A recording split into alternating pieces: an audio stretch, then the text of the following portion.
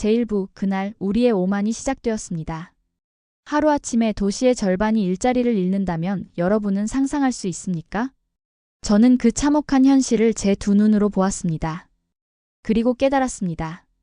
우리가 무시했던 그 기업이 사실은 우리 도시의 심장이었다는 것을 말입니다. 2023년 삼성의 중국 철수라는 단 한 줄의 발표가 30년 넘게 버텨온 한 도시의 운명을 송두리째 뒤집었습니다. 이야기 곧 시작하겠습니다. 앞서 여러분의 좋아요와 구독은 영상 제작에 정말 큰 힘이 됩니다. 그날 아침 시청 회의실에 모인 고위 간부들의 표정은 놀랍도록 여유로웠습니다. 아니, 여유라기보다 자만에 가까웠습니다. 저는 선전시 경제기술국 부국장이었고 그 자리에 앉아 있었습니다. 회의실 문이 열리자 장쯤 차관이 성큼 걸어 들어왔습니다. 그의 표정에는 불쾌감과 동시에 자신감이 묻어났습니다. 리 부국장, 들었나? 삼성이 중국에서 철수를 공식화했다네. 온 나라가 난리지만 사실 별일 아니야. 그는 의자를 당겨 앉으며 비웃듯 말을 이어갔습니다. 삼성? 그냥 한국의 조립공장일 뿐이잖아.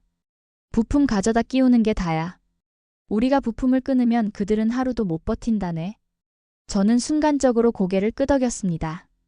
당시 제 머릿속에는 인구 14억의 거대한 중국 시장을 두고 인구 5천만의 작은 나라 기업이 무슨 힘을 쓰겠는가라는 생각이 자리 잡고 있었습니다.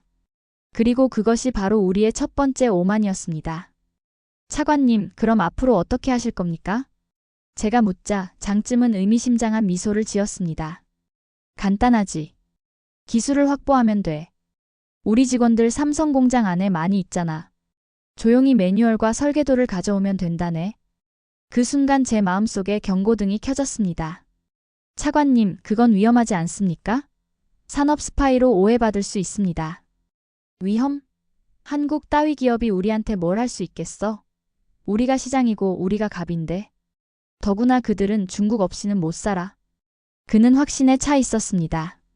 그 확신은 단지 숫자와 인구 규모를 근거로 한 착각이었습니다. 그날 이후 장쯤은 언론을 통한 여론전과 비밀스러운 기술 유출 작전을 동시에 시작했습니다. 며칠 뒤 시내 주요 신문 일면에는 이런 제목이 실렸습니다. 삼성, 중국 파트너 요구 거절 양국 관계의 악영향.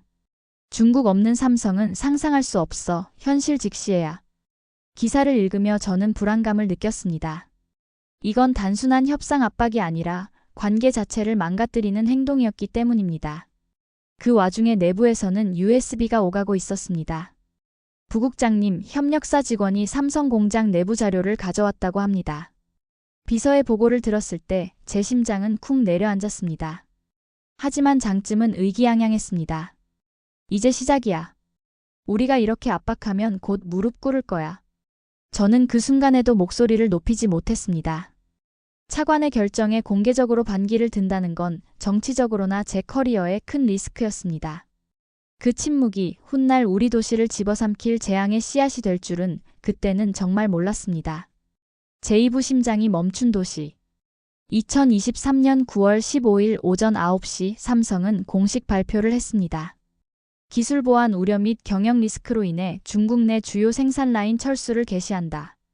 그 문장을 읽는 순간 제 손에서 스마트폰이 미끄러질 뻔했습니다.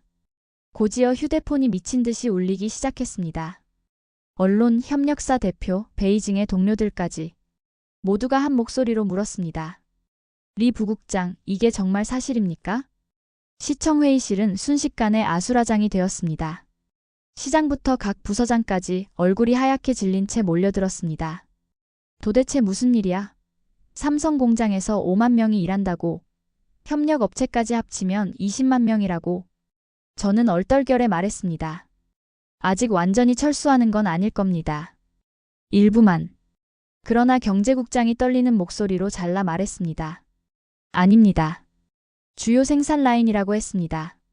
스마트폰, 반도체, 디스플레이 전부 포함입니다. 그 순간 공기마저 무겁게 가라앉았습니다. 그리고 그날 오후 첫 번째 충격이 닥쳤습니다. 삼성 공장 생산 라인이 하나씩 멈추기 시작한 것입니다. 다음 날 아침 담당 주임이 제 사무실 문을 두드렸습니다. 부국장님, 큰일 났습니다. 삼성에서 협력 업체들에게 계약 해지 통보를 하고 있습니다. 뭐라고요?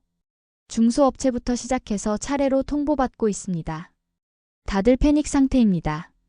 저는 급히 차를 몰아 공장 지대로 향했습니다. 평소 활기가 넘치던 산업단지는 이상하리만큼 조용했습니다. 거리에는 3355 모인 사람들이 웅성거렸고 몇몇 공장 앞에는 짐을 싣는 트럭이 줄지어 서 있었습니다. 삼성 공장 정문에 도착했을 때 저는 제 눈을 의심했습니다.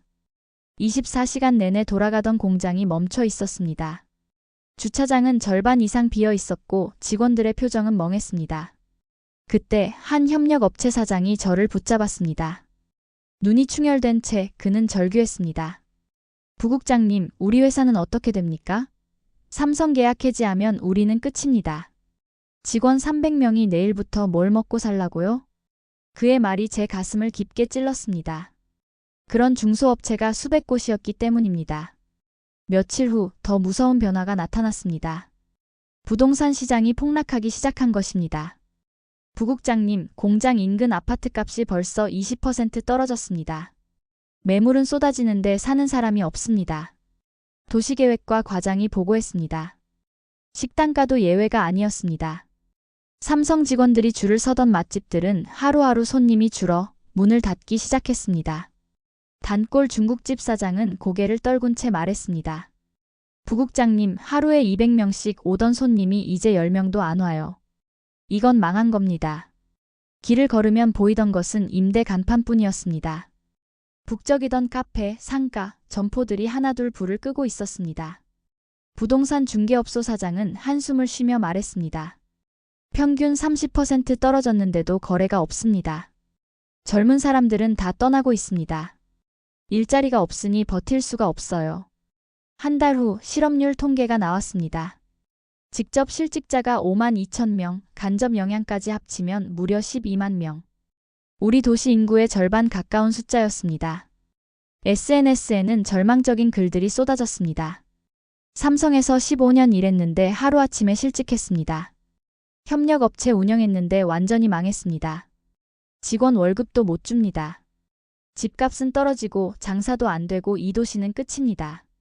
세수 역시 40%나 줄어들었습니다. 법인세, 소득세, 부가세 모두 사라진 것입니다. 재정과장은 어두운 얼굴로 말했습니다. 시 예산이 모자랍니다. 공무원 월급도 제때 못 줄 수 있습니다. 공공사업 전부 중단해야 합니다. 그제야 저는 뼈저리게 깨달았습니다. 조립공장이라고 무시했던 삼성은 단순히 제품만 만드는 회사가 아니었습니다. 그들은 일자리, 세수, 상권, 부동산, 도시의 미래까지 모든 것을 지탱하던 심장이었습니다. 그리고 그 심장이 멈추자 도시는 죽어가고 있었습니다. 제3부 조건, 그리고 깨달음. 도시가 무너져가는 모습을 그저 바라만 보고 있을 수는 없었습니다. 삼성 철수 발표가 난 지 2달이 지난 어느 날 저는 결심했습니다. 더 늦기 전에 한국과 직접 이야기를 해야 한다. 그날 오후 저는 조심스럽게 한국 대사관에 전화를 걸었습니다. 삼성 관련해서 상담을 요청하고 싶습니다. 선전시 경제기술국 부국장 리화입니다. 잠시 정적이 흐른 뒤 따뜻한 목소리가 들려왔습니다. 리화 부국장님, 오 차장님께서 부국장님 이야기를 많이 하셨습니다. 이틀 후에 뵙죠. 약속한 날 저는 대사관 문을 열고 들어갔습니다. 솔직히 말하면 긴장보다는 부끄러움이 더 컸습니다. 우리가 했던 일, 그리고 그 결과가 얼마나 참혹했는지 저 자신이 누구보다 잘 알고 있었기 때문입니다.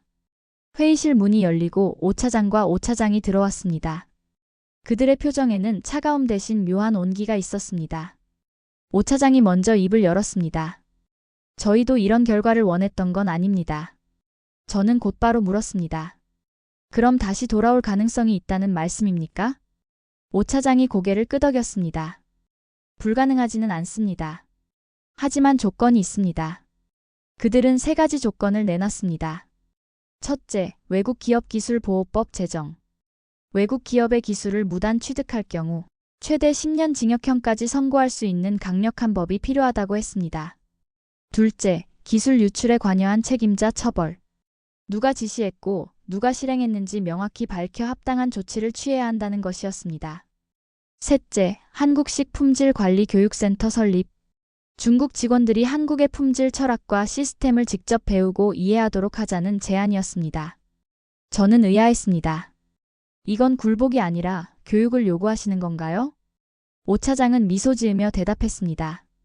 맞습니다. 저희는 기술을 나눌 수 있습니다. 하지만 신뢰 회복에는 진정한 반성이 필요합니다. 중국을 굴복시키려는 것이 아니라 함께 성장할 파트너가 되고 싶은 것입니다. 그 말이 제 가슴을 울렸습니다.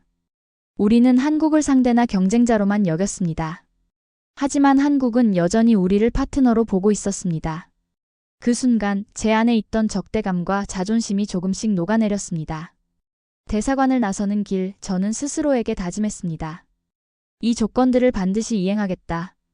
그래야 시민들이 살 수 있다. 첫 번째로 저는 베이징에 긴급 보고를 올렸습니다. 외국 기업 기술 보호법 제정 필요성과 삼성 복귀의 중요성을 담은 문서였습니다. 며칠 뒤 베이징에서 깜짝 소식이 내려왔습니다. 리화 부국장을 팀장으로 하여 삼성 복귀 협상을 전담하라. 저는 바로 움직였습니다. 법안 제정, 외국 기업 기술 무단 취득 시 강력한 형사처벌이 가능하도록 조항을 마련했습니다. 책임자 처벌, 장쯤 차관을 포함해 기술 유출에 관여한 인물 전원을 조사했고 그 결과 장쯤은 권한 남용과 독단적 정책 추진 혐의로 즉시 해임됐습니다. 교육센터 설립 계획, 한국과 협의하여 품질 철학, 협력사 관리, 팀워크까지 교육하는 커리큘럼을 만들었습니다. 국무회의 보고에서 저는 말했습니다. 우리는 기술만이 답이라고 믿었습니다. 그러나 틀렸습니다. 중요한 것은 신뢰였습니다. 삼성을 단순한 조립 공장이라 무시했지만 그들의 강점은 시스템이었습니다. 우리는 훔칠 것이 아니라 배워야 합니다. 그리고 함께 성장할 파트너 관계를 만들어야 합니다. 그날 회의가 끝나고 오 차장에게 전화가 왔습니다. 법안 통과 소식 들었습니다. 이제 본격적으로 복귀를 검토하겠습니다. 그 순간 저는 비로소 작은 희망의 불씨를 느꼈습니다. 아직 불빛이 꺼진 공장은 그대로였지만 언젠가 다시 켜질 수 있다는 가능성이 보이기 시작했습니다. 제4부 다시 켜진 불빛, 새로운 시작. 삼성 복귀 여부를 두고 숨가쁜 시간이 흘렀습니다. 그리고 기자회견 한 달 후 드디어 그 전화가 왔습니다. 리화 부국장님, 좋은 소식이 있습니다. 전화기 너머로 들려온 오 차장의 목소리는 밝았습니다. 삼성 본사에서 선전 스마트라인 일부 복귀와 삼성 스마트 품질 교육센터 설립을 승인했습니다. 순간 숨이 막히듯 가슴이 뛰었습니다. 정말입니까? 예전과는 다를 겁니다. 단순 생산이 아니라 기술 교육과 품질 혁신 중심의 새로운 모델입니다. 2달 뒤 저는 다시 삼성 공장 앞에 섰습니다. 예전처럼 똑같은 건물인데 그날은 완전히 달라 보였습니다. 정문 위에는 큼지막한 새 현판이 걸려 있었습니다. 삼성 선전 스마트 품질 교육센터. 그 아래 갓 도색한 파란색 문을 통해 사람들이 웃으며 드나들고 있었습니다. 안으로 들어서니 한쪽에서는 생산 라인이, 다른 한쪽에서는 강의실이 운영되고 있었습니다. 예전에는 보지 못했던 장면이었습니다. 작업복을 입은 근로자들이 책상 앞에 앉아 필기를 하며 강의를 듣고 있었습니다. 안녕하세요. 저 왕이라고 합니다. 예전에 삼성 라인에서 일했어요. 그는 환하게 웃으며 저를 맞았습니다. 교육을 받아보니 어떻습니까? 완전히 달라요. 예전엔 그냥 시키는 대로만 했는데 이제는 왜 이렇게 해야 하는지, 품질이 왜 중요한지 이해하게 됐습니다. 강의실 앞쪽에서는 한국인 교육 담당자가 목소리를 높였습니다. 품질은 기술이 아닙니다. 마음가짐입니다. 고객을 생각하는 마음에서 진짜 품질이 나옵니다. 뒤쪽에 앉아있던 한 교육생이 손을 들었습니다. 한국 사람들은 어떻게 이런 마음가짐을 갖게 됐나요? 강사는 잠시 미소 지었습니다. 쉽지 않았습니다. 수많은 실패와 시행착오를 겪으며 진짜 경쟁력은 품질에서 나온다는 걸 깨달았습니다. 며칠 후 교육센터의 첫 졸업식이 열렸습니다. 대표로 연단의 선왕이 눈시울을 붉히며 말했습니다. 저희는 이제 알았습니다. 기술을 훔치는 것과 배우는 것은 다르다는 걸요. 훔친 기술은 흉내만 낼 수 있지만 배운 기술은 응용하고 발전시킬 수 있습니다. 그리고 한국 선생님들께 감사드립니다. 저희를 무시하지 않고 진심으로 가르쳐 주셨습니다. 그 말을 듣는 순간 제 눈가가 뜨거워졌습니다. 이제 우리는 단순히 조립만 하던 도시가 아니었습니다.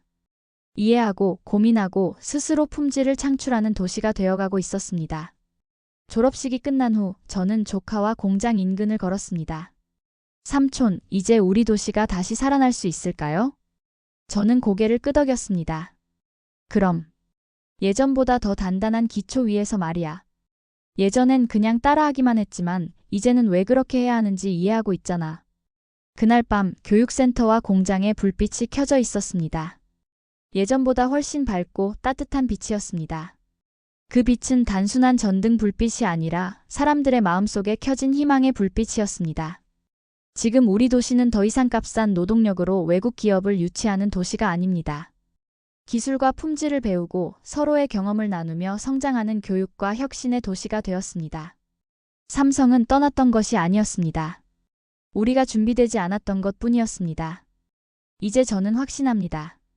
우리가 진심으로 배우고 진심으로 파트너십을 지킬 때 어떤 기업도 어떤 미래도 우리 곁에 머물 수 있다는 것을 말입니다. 그리고 그 새로운 시대가 지금 이곳에서 시작되고 있습니다.